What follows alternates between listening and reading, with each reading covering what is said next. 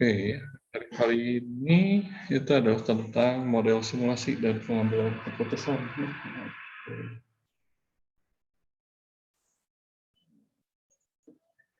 Oke, coba.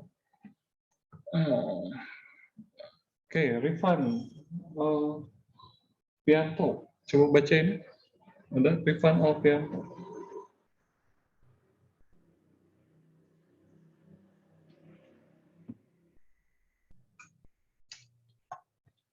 Ada? Tidak. Oh, tidak ada. Ya, oke. Kalau gitu, KL sama Bekala.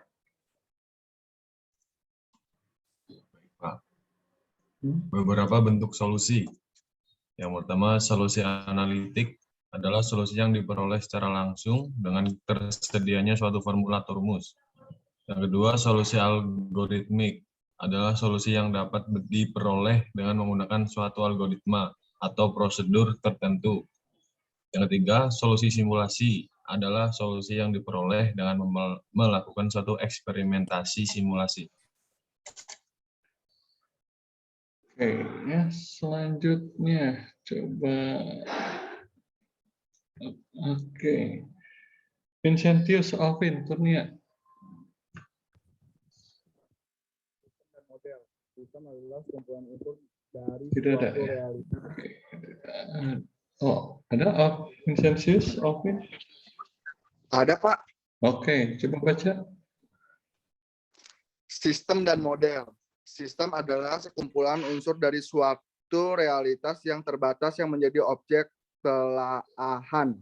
Sistem bersifat relatif karena tergantung pada tujuan pembelajari sistem tersebut. Model adalah penyederhanaan dari sistem dengan hanya memperhatikan faktor-faktor yang dianggap penting serta mengabaikan faktor-faktor yang dianggap tidak penting pada telaahan yang dilakukan. Oke, ya. Oke, selanjutnya coba Ramadhani Almantinu.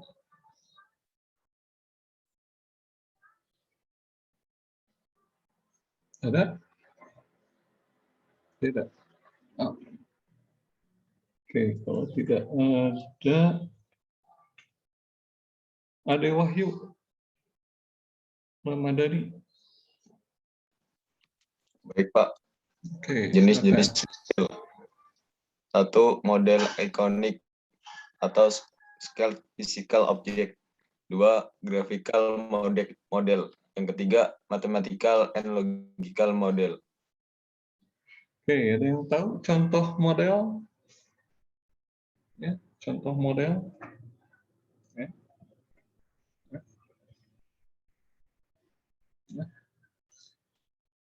Oke, jadi contoh model itu seperti apa gitu ya? Saya punya sistem, lalu saya punya modelnya. Gitu. Oke, ya. Ya, contoh model yang ikonik, yang paling gampang ya itu biasanya Menara Eiffel ya. Menara Eiffel itu adalah sistem. Jadi barang yang sudah ada, lalu kita buat modelnya. Biasanya jadikan gantungan kunci. Nah, itu juga semacam modeling ya. Gitu. Biasanya model itu penyederhanaan ya. Jadi biasanya model itu selalu ya diambil yang penting-pentingnya saja gitu, oke, dibandingkan sistemnya ya. Oke. Nah, lalu graphical model itu biasanya adalah blueprint ya. Jadi kalau Anda mau bikin sesuatu, misalkan membangun rumah, membangun gedung gitu kan, ya ada graphical modelnya, blueprintnya gitu ya. Lalu mathematical model dan logical model, contohnya itu ya seperti Anda mencari jalan ya. Kalau mencari jalan dari Bandung ke Jakarta, itu jalan yang tercepat itu lewat mana? Apakah lewat tol, apakah lewat Cianjur, atau malah lewat Cirebon gitu ya, Anda ke Jakarta. Nah itu tinggal gunakan logiknya, apakah itu lebih cepat atau tidak.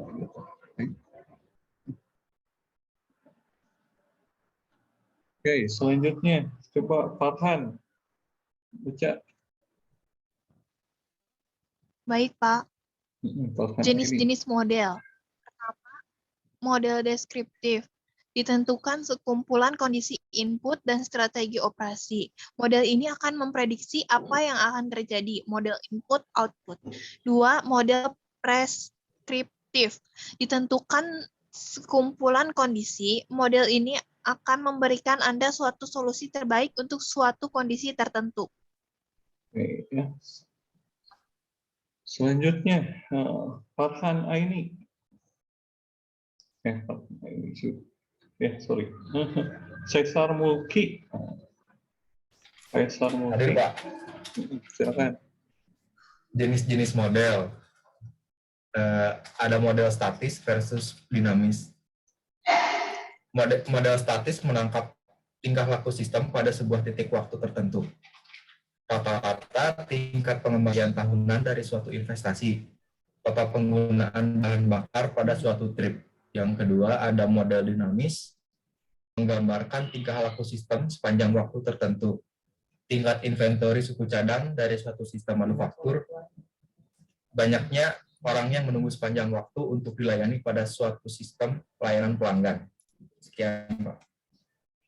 Oke, ya. Contoh model statis itu adalah tinggi badan, ya, paling sederhananya. Contoh sederhana. Model statisnya dia ya tinggi badan Anda dari tahun lalu sampai tahun ini, ya, setahun ini tetap, ya, gitu. Sedangkan yang dinamis itu adalah berat badan Anda, gitu. Berat badan sebelum makan dan sesudah makan itu kan berbeda, dia dinamis, ya. Sebelum Anda makan yang pedas-pedas, sesudah mencret, ya, setelah olahraga itu kan berbeda, gitu. Oke. Jadi ada dinamika, ada perbedaannya, gitu, dinamis. Oke. Oke, selanjutnya, Nadira, Ilenia. Ada? Baik, Pak. Ya, silakan, tolong baca. Yang kedua ada model deterministik versus stokastik. Yang pertama itu model deterministik mengabaikan keragaman acak atau random variation. Lalu model stokastik secara eksplisit memperhatikan adanya keacakan atau randomness. Contoh-contoh keacakan yang menjadi perhatian dalam suatu model meliputi yang pertama lamanya suatu operasi, yang kedua lamanya menunggu, lalu frekuensi kegagalan, dan waktu antar kedatangan pelanggan. Oke, ya, contoh yang deterministik modelnya itu adalah menghitung jarak, ya. Misalkan Anda ingin dari Bandung ke Jakarta, gitu. Jarak Bandung-Jakarta itu sudah determined, artinya sudah tetap, ya, tidak berubah. Yang berubah itu adalah waktu tempuhnya. Dari Bandung-Jakarta ketika Senin pagi dengan Jumat sore dengan Selasa malam itu berbeda. Ya. Jadi ada macetnya, di mana macetnya, ada lengangnya. Nah, itu kan yang menentukan stokastiknya, ada randomnya, gitu. Misalkan ada lagi long weekend, wah itu kan jadi macet sekali, ya. Itu stokastik, artinya ada variabel randomnya, gitu. Oke, selanjutnya Muhammad Ilham Aldrian. Hadir, Pak. Hadir, Pak. Ya, silakan baca. Simulasi komputer. Simulasi komputer adalah suatu proses perancangan model logika matematika dari suatu sistem nyata dan bereksperimentasi dengan model ini secara abstrak pada komputer. Selanjutnya, oke, Yuni Elsie Simanjuntak. Baik, Pak. Selanjutnya, simulasi komputer. Dengan dimungkinkannya kita lakukan suatu eksperimentasi secara abstrak tentang suatu sistem, maka dimungkinkan diperoleh suatu kesimpulan berkenaan dengan sistem tersebut dengan ciri yang pertama, tanpa harus membangun sistem jika kita ingin mengevaluasi suatu sistem yang belum ada. Kedua, tanpa mengganggu sistem jika kita ingin mempelajari sistem yang tengah beroperasi dan melakukan suatu eksperimen pada sistem amatlah mahal ataupun berbahaya. Yang ketiga, tanpa harus menghancurkan sistem, misalnya kita mempunyai tujuan untuk menentukan limit tekanan pada suatu sistem. Oke, ya. Nah, ini adalah langkah-langkah dari studi simulasi ya. Yang pertama itu adalah formulasi masalah. Misalkan kita mencari jarak terpendek, gitu. Masalahnya adalah seorang salesman pengen menjual barangnya, gitu. Nah, kita mencari jarak terpendeknya, lalu kita ambil data jarak-jaraknya, lalu kita ambil konsepnya, dia mau lewat mana saja, kita coba model tersebut, apakah baik, kalau tidak ya perbaiki lagi, nah, apakah dia datanya valid, kalau tidak ya perbaiki lagi, seperti itu ya. Lalu kita coba eksperimenkan, lalu kita jalankan, lalu analisa apakah ini cocok atau tidak. Kalau cocok ya kita laporkan. Ya. Biasanya ya bagus atau tidaknya suatu model ya kita laporkan. Lalu kalau bagus ya implementasi, kalau gagal ya jangan pakai contoh ini gitu biasanya. Ya. Oke, ini metode penelitian sistem ya. Jadi saya punya sistem itu kita bisa kerjakan langsung terhadap aktual sistemnya gitu.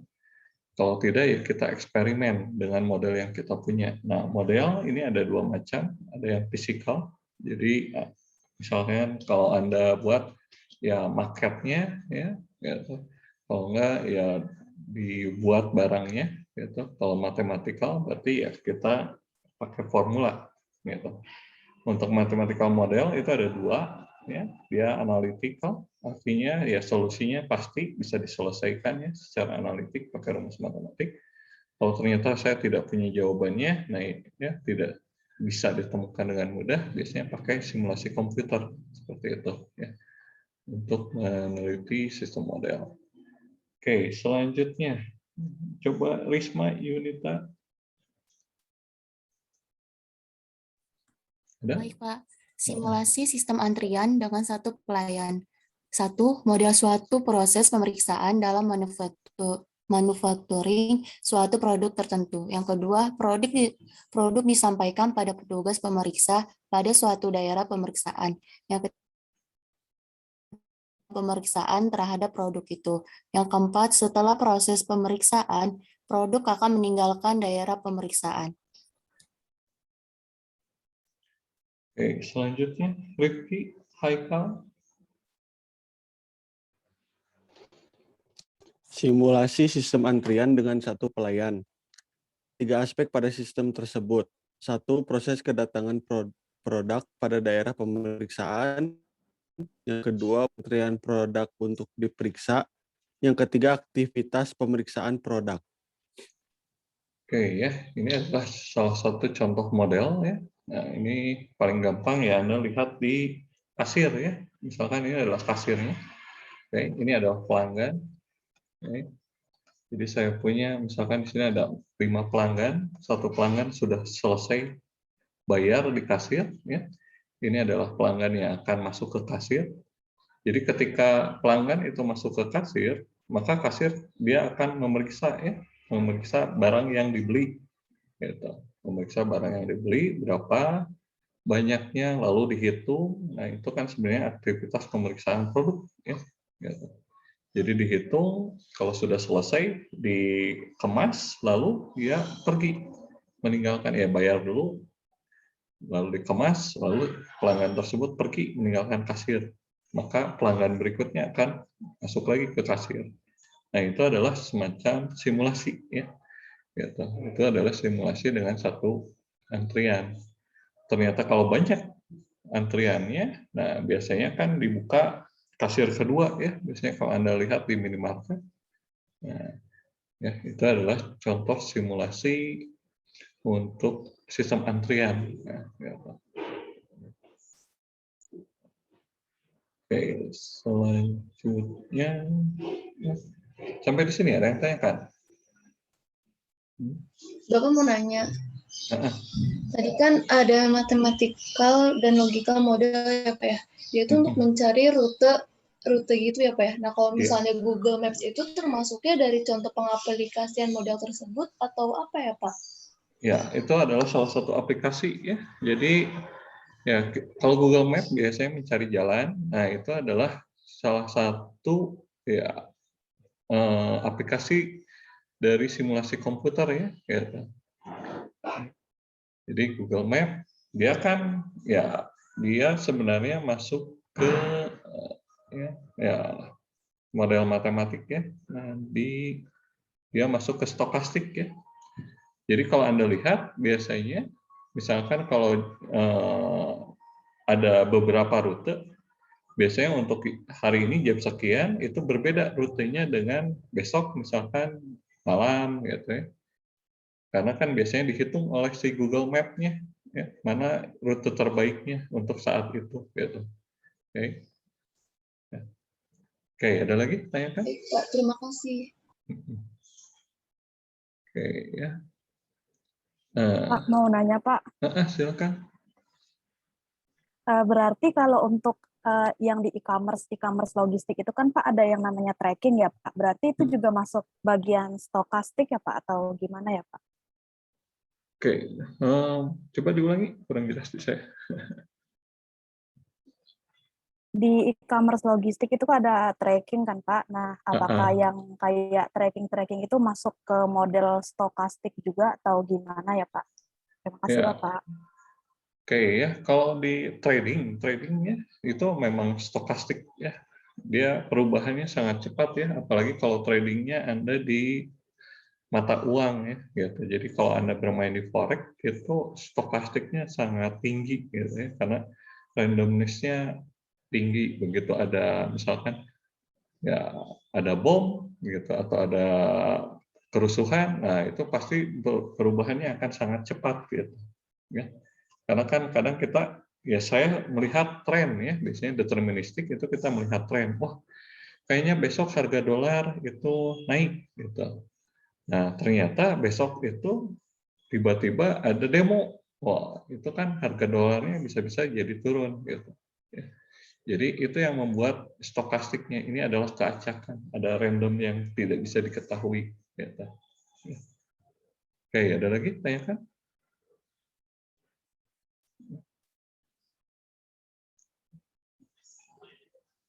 Oke, kalau tidak ada, kita masuk ke system thinking. Materi kedua di sini itu tentang system thinking. Jadi Anda berpikir ya seperti sistem. Nah, ya. Jadi seperti ini, saya punya iceberg yang terlihat oleh orang lain itu adalah bagian puncaknya, gitu. Ya. Sedangkan yang di bawah ini biasanya kita harus cari tahu sendiri, gitu. Ya. Nah, sebagai contoh adalah seperti ini. Ya, saya punya event. Nah, ini eventnya atau yang terlihat oleh orang-orang itu adalah catching a cold. Nah, oke.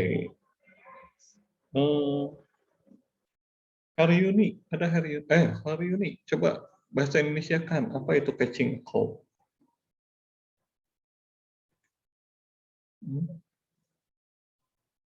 Yang mana? Oh, yang itu Pak. Catching cold. Catching cold. Terlihat dingin. Jadi dari kita melihatnya tuh dingin gitu Pak. Catching, menangkap. Kan ya, oke. Oke, bahasa Indonesianya catching cold itu artinya adalah demam ya. Jadi catching cold di sini dia terkena demam. Ya. Jadi di sini adalah catching cold itu demam, eventnya Anda itu terkena demam, ya. Saya punya eventnya yaitu Anda terkena demam. Nah, apa yang menyebabkannya? Patternnya. Oke, coba Dea, Naura, Hasna, coba terjemahkan ini.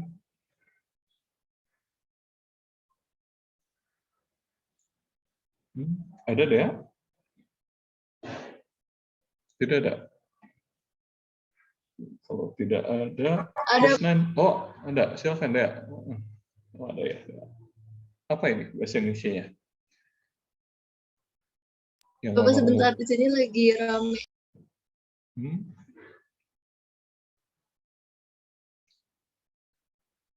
I've been catching more jika cold. terkena Apa bahasa Indonesia-nya? Terkena demam, mungkin apa ya, jika terkena demam akan sleeping, tidur. Oh, ya. Berarti bukan ya. Ini tuh artinya saya terkena demam itu karena tidurnya kurang, sleeping less ya. Sleeping less berarti ya ketika saya tidurnya kurang, maka saya terkena demam gitu. Ya. Nah, jadi penyebab saya menjadi demam itu salah satunya adalah karena saya kurang tidur katanya gitu. Jadi eventnya seperti itu. Nah, apa yang menyebabkan saya kurang tidur? Nah, ini coba Krisnandi, ada Krisnandi? Coba Baik, terjemahkan Pak. yang ini. Nah, Oh, lebih stres di tempat kerja, tidak enak badan, kesulitan mengakses makanan sehat di dekat rumah atau tempat kerja, Pak. ya. Nah, ini biasanya masalah di mahasiswa ya, gitu. Biasanya stres lagi kuliah, gara-gara stres kuliah, makan tidak terjamin ya, not eating well gitu. Terus kalau di kosan biasanya ya susah nemuin makanan sehat ya. Beda kalau di rumah kan. Kalau di rumah banyak makanan sehat ya dari ibu gitu kan. Gitu. Ini yang membuat Anda kurang tidur. Efeknya gara-gara kurang tidur jadi Anda terkena demam gitu. Nah, oke, selanjutnya coba Shani. Nah, Shani. Ada Shani? Tolong terjemahkan yang ini. Ada, Pak. Karir lebih penting dari jati diri, dari identitas diri. Makanan sehat terlalu mahal dan kurang istirahat. Ya, nah itu yang menyebabkan. Jadi kalau kita lihat ya, yang menyebabkan dia terkena demam di sini kan ada anggapan bahwa wah kuliah itu penting gitu, karir is more important ya. Anda kan statusnya sekarang di KTP mahasiswa, jadi kuliah itu penting. Terus nyari makanan sehat itu kadang juga mahal ya. Gitu. Lalu di satu sisi juga yang biasanya pekerjaan mahasiswa itu adalah insomnia, rest is motivated ya, jadi insomnia, kurang istirahat gitu istilahnya. Oke. Jadi lebih banyak begadang atau lebih banyak main game gitu. Ya. Jadi lebih baik main game daripada istirahat. Nah, itu yang menyebabkan catching a cold. Nah, itu adalah salah satu pemikiran iceberg. Jadi kita bisa telusuri ya apa yang menyebabkan event ini terjadi gitu ya, kejadian demam ini terjadi. Jadi bisa Anda pikirkan gitu ya. Oke, sampai di sini ada yang tanyakan? Belum, Pak. Oke, kalau tidak ada, kita masuk ke materi selanjutnya ya, itu adalah design thinking. Oke. Ya. Oke, jadi kita bagaimana menentukan ide. Ya. Nah, design thinking ini jadi dikelompokkan ada 3 ya secara besarnya, garis besarnya understand, kita memahami, lalu kita eksplorasi ya, kita lihat, lalu kita buat materinya. Oke. Nah, sebagai contoh adalah seperti ini. Oke, coba Anissa, ada Anissa? Tidak ada Anissa? Ada, Pak. Oh, ada. Coba terjemahkan ini, Anissa. Baik, Pak. Sebentar ya, Pak.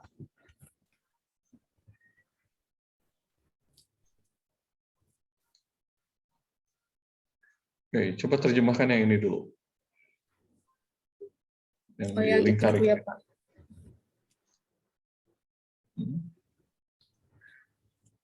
Yang dilingkarin dulu, Pak. Iya, yang dilingkarin dulu.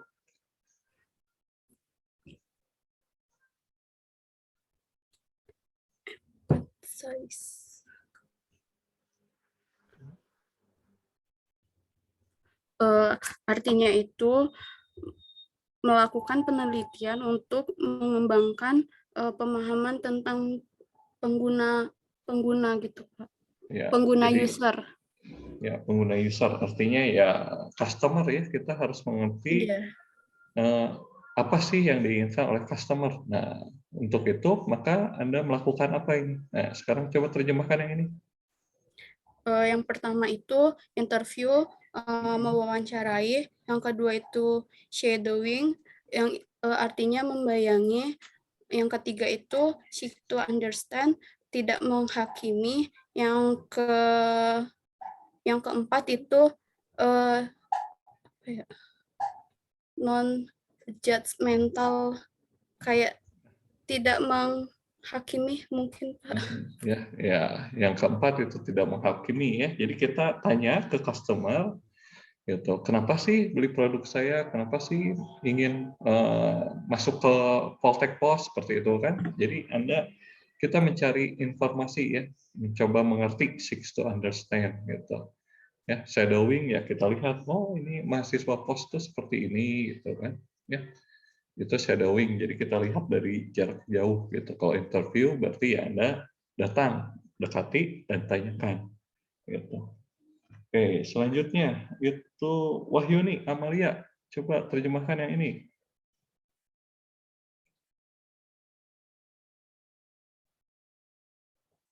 Ada Wahyuni Amalia? Iya, Pak. Silakan.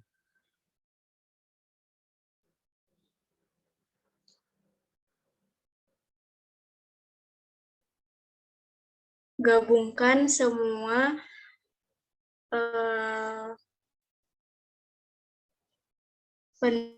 penelitian dan observasi di mana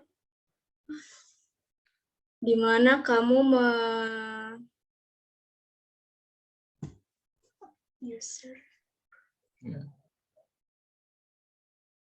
Jadi masalah dari pengguna ya, ini your problem exists ya. Jadi masalah dari pengguna. Oke, coba apa arti ini?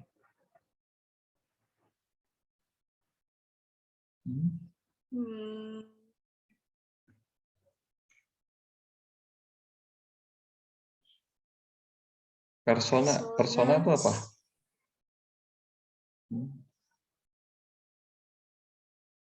Ciri khas. Kalau kita lihat di sini kan persona Wahyuni, berkerudung. Kayaknya ini Muslim sejati gitu kan. Oke, role objektif apa ini? Role objektif. Ya. Ya, ini objek dari perannya. Peran Wahyuni di sini kan sebagai mahasiswa. Tujuannya ingin wisuda, ingin jadi sarjana. Gitu. Itu decision. Keputusan. Misalkan Wahyuni ingin kuliah di sini tepat 4 tahun. Nah, gitu. Challenge itu apa? Tantangannya ternyata mahasiswa pos itu banyak yang putus asa karena banyak yang putus cintanya gitu. Nah, itu kan challenge ya. Pain point. Apa pain point-nya? titik menyakitkan. Titik menyakitkan. Selama di pos misalkan Wahyuni ini sudah sering diduakan gitu ya sama pacarnya. Nah, itu kan jadi kita mendefinisikan gitu. Ada masalah apa saja gitu, oke. Ya, seperti itu. Jadi kita mendefinisikan apa yang dirasakan oleh si pengguna gitu. Oke. Nah, selanjutnya Medistra Yohana Manurung. Coba terjemahkan ini. Yang mana, Pak?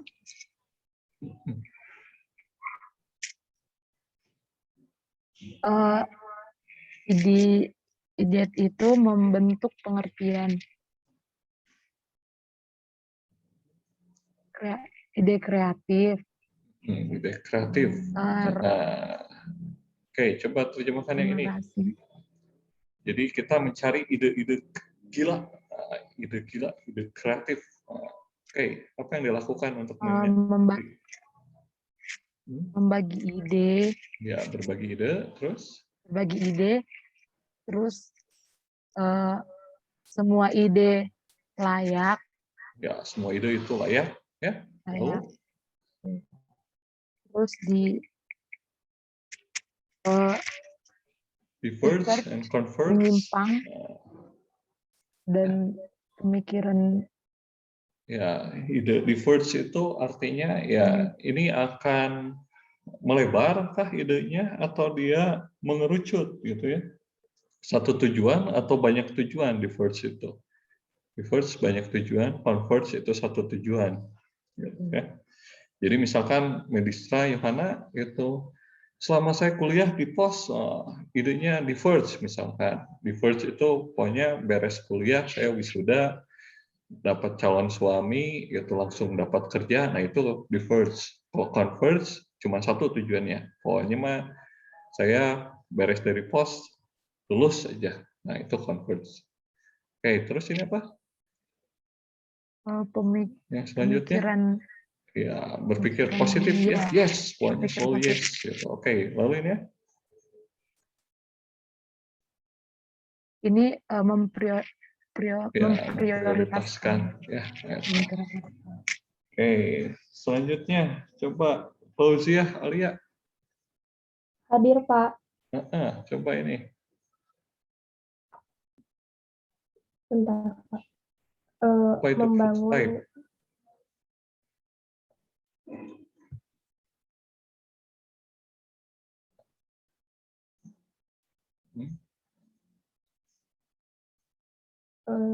dasarnya, Pak, prototype.